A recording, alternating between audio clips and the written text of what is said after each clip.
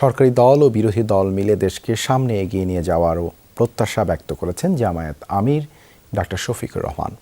রাজধানীর আবু সাইদ কনভেনশন হলে national doctors forum NDF আয়োজিত ইফতার মাহফিলে তিনি এই আশাবাদ ব্যক্ত করেন। ডাক্তার শফিকুর রহমান বলেন, সুস্থতার জন্য আল্লাহর পরেই মানুষ ডাক্তারদের উপর আস্থা রাখেন। ডাক্তারদের ও জনসাধারণের সেই আস্থার মূল্যায়ন করতে হবে। দেশের মানুষ দেশেই বিশ্বমানের চিকিৎসা পেলে বিদেশে গিয়ে চিকিৎসা নেওয়ার প্রবণতা কমে যাবে বলেও মন্তব্য করেন তিনি। মানুষ যখন বিপদে পড়ে অসুস্থ হয়, আহত হয়, তখনই আমাদের কাছে আসে। আসার পরে যে মানুষটা আমাদের কাছ থেকে শান্তি পাবে, আরাম পাবে, সিনসিয়ার ট্রিটমেন্ট পাবে, ও মুখ দিয়ে বলুক না বলুক, সেই মানুষের দোয়া আপনি পাবেন। আমরা সেই মানবিক জায়গাটা তৈরি করতে পারি কিনা। আল্লাহ আমাদেরকে যে বিবেক দিয়েছেন, সেই বিবেক অনুযায়ী আমরা দুনিয়ার সামনে একটা মডেল উপস্থাপন করতে পারি কিনা।